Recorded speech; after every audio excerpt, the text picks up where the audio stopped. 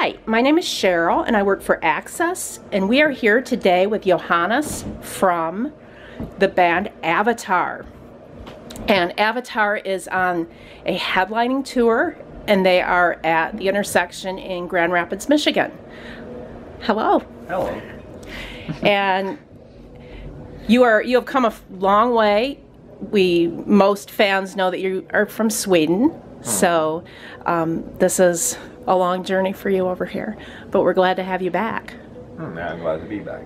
So this is one of your first headlining tours over in the States. No, it's the first proper headlining tour. Like okay. I said just before, we have done headliner shows blended in, but like the last couple of tours have usually been a big mess between doing some festivals, opening some here and there, and then in between some headliner shows. It's been, you know, a mixed bag most of the time in the last few tours, but it's the first time that we do 100% stuff in our own name. And like I said, short of one festival. Well, we are excited because every time I've seen you, I've thought they should be headlining. So we're really glad that this is a headlining tour for you, and you have some great bands on the bill with you. Yeah, First as Degree well. and Gemini Syndrome are with us. Right, and I think they're really a perfect match for you. Yeah, so we're excited to see the show. So you're working on new music. Yes. You do not have a new album out yet because you're working on it. Have you been in the studio? No, well, we have, you know, a couple of home studio solutions that we travel around with, you know, okay. Which is kind of easy to do nowadays. An external hard drive, some guitars, a microphone, and a drum machine, you know, and the studio's everywhere. And then we will get more be in a room and play together oriented this fall. Okay, so the formal recording will come soon. If we have, you know, some pretty high standards with what we want things to be like once we enter the studio and stuff. So we have ideas for dates at the moment, and we try to keep to those, you know. But at the same time, it's always a question of, you know, when it's done, and when we're ready, we're ready. It's our philosophy. Like, I know where I read who said that now, but it's you know, if it's a bad album, no one is waiting for a bad album. But if it's a great album, people can wait as long as it takes, you know. Right. So you have 5 studio albums, and each album has a little bit different feel. This new album, do you have a direction already in your mind that you want to take it? Absolutely. It's a bit early to tell too many details about it because we're middle of writing it, and we will be revised a million times. I mean, if I write today, if I'm totally into it, it's all going to be about frogs. It might end up it might be a different. Since I needs way more, you know, in the long run. So, but yeah, it's called the baseline for it. Maybe is that it's going to be that the conceptual side of it would take even more steps forward. You know, that the past 2 albums specifically have both come with, you know, their own specific feels to them, and an aura that, you know, kind of, I don't know if the first one was very the more circusy of the 2, even though that kind of followed into the next one. I guess the last one, I don't know, it had a bit more of a horror vibe maybe, and definitely there's lots of water on the last one, you know? Yes. And the one before that, also Black Walls, had, to me, more of a fiery sense. It's kind of hard to explain, but yeah, lyrically it's kind of, you know, one is Let It Burn and one is Napalm on Black Walls, and then with all album cover and the vibe and metaphors used in the lyrics and everything, the next one was more an ocean album, and you know, Greek philosophy, what we have left is earth and wind, and I kind of want to squeeze both of those into one album. Okay, that's interesting. That's an interesting thought to leave us with for what the next album will hold for us. And everybody knows that loves your band already, or who doesn't know you, they should watch. You have so many great videos, and it's just, I think, one of your creative gifts that you really do a great job with the videos. And so I think we have talked about this before in another interview, but who who works with you on the videos? Well, we are a self-made band in that sense. Together we have one guy he's a one-man camera crew, film crew. He's our photographer, director of photography, director, and does the editing. His name is Johan Kalén, and basically up to this point we have for two reasons, basically budgeting reasons, and also we like to stay in control. You know, we build the sets ourselves. We are always this us or him or a collaboration that we write the scripts, you know, and the concepts always comes from the band and all that. So, you know, we're a tight little group. It's also, together with you, is also Emma, who does, you know, makeup and also lots of stuff around as well, kind of like takes a part of, I would guess it would be called a stylist. Right. And also, you know, production side of it, you know, figure out where to get things and come up with ideas as well. So we are kind of like this little punk rock collective. And that's probably why they're so good. Yeah, definitely. Like, it's always our vision, and we always connect, you know, it's like music video is an extension of the music, and music video is an art form, and it should be nothing else, you know. And this is a cliche answer by so many bands, honestly, but it's rarely holds true, especially in modern days, you know, like when people think they're doing something that is usually incredibly cliche and stupid. Like, do you think the live video is kind of cheating in a way?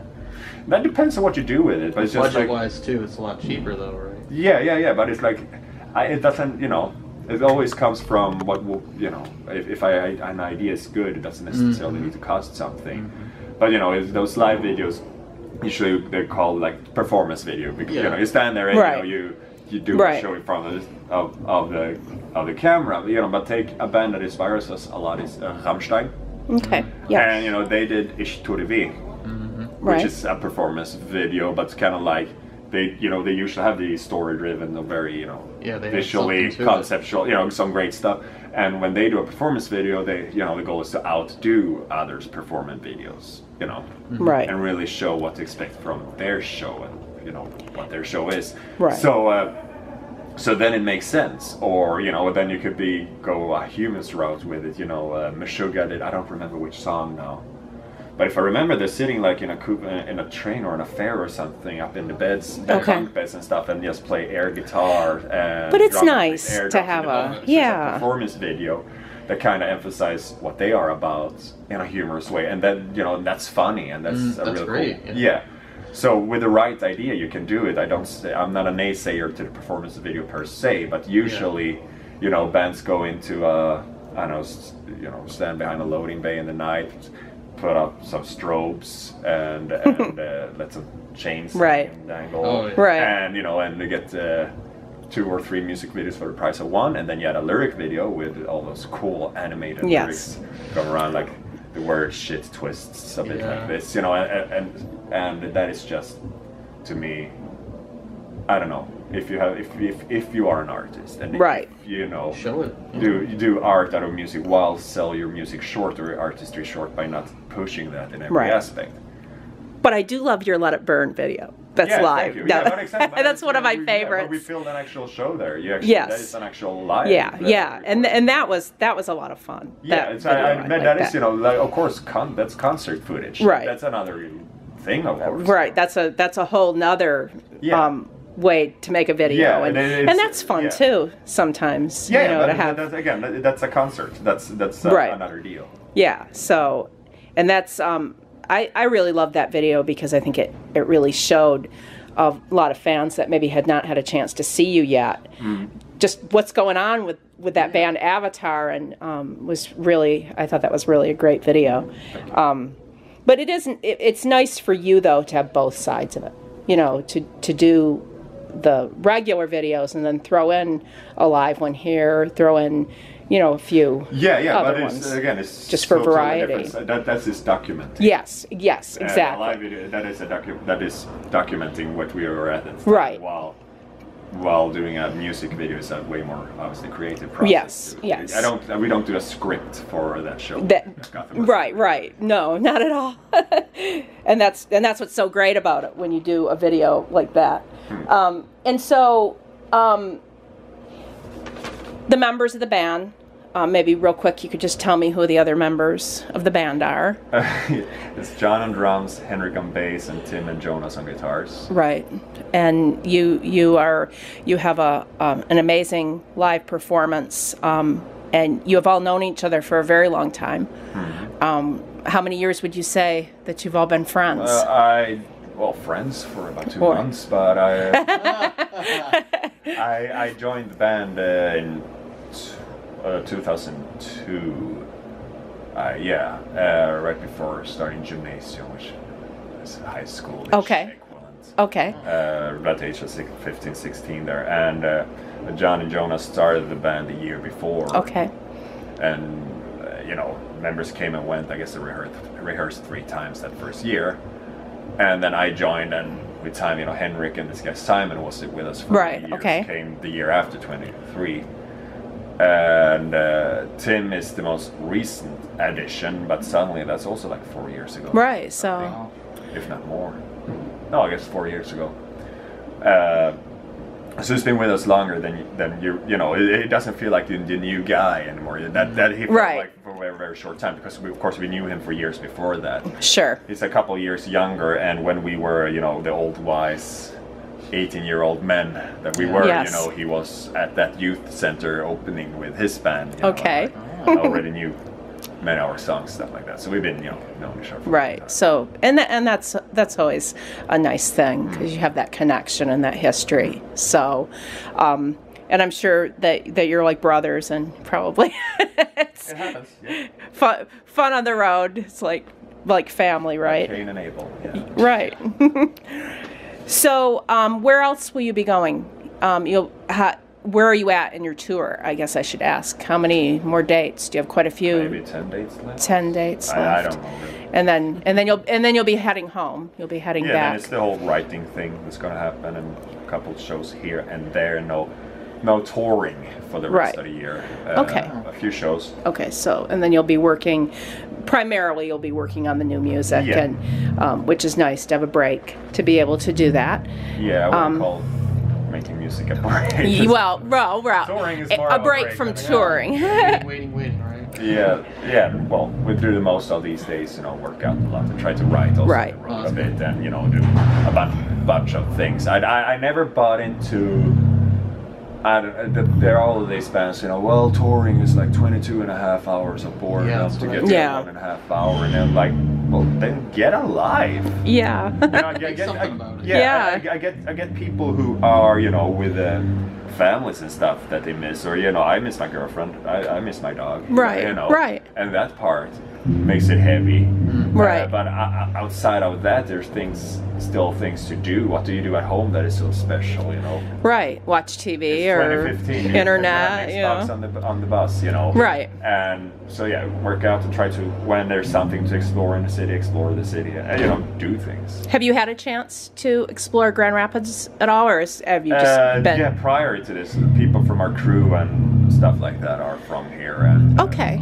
And with the last time we were here was the last date of that tour and stuff like that. So people went to town and things like that. That's nice when you can do that and kind of look around and. Yeah, but it's just most of it has been walking distance from here. Oh, okay. Well, you're downtown, which is nice. I remember learning from that this is where American Pie takes place. Yes. Yes. My favorite fact about Grand Rapids. Actually, the only fact I know about Grand Rapids. Okay. More or less.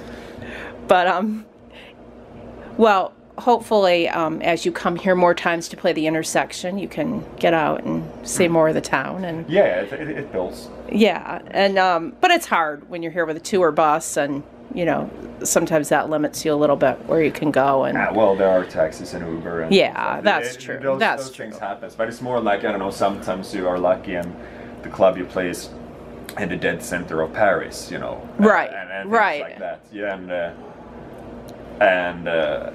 but other than that, if you go for a run for a bit, you always, it's kind of funny always to get a kind of vibe, because it's easy to just think that the country you visit is, a parking lot and a venue. And, right. And truck stops, but if you walk, people live here, and a convenience store, and here's a school, and it's a community actually going on.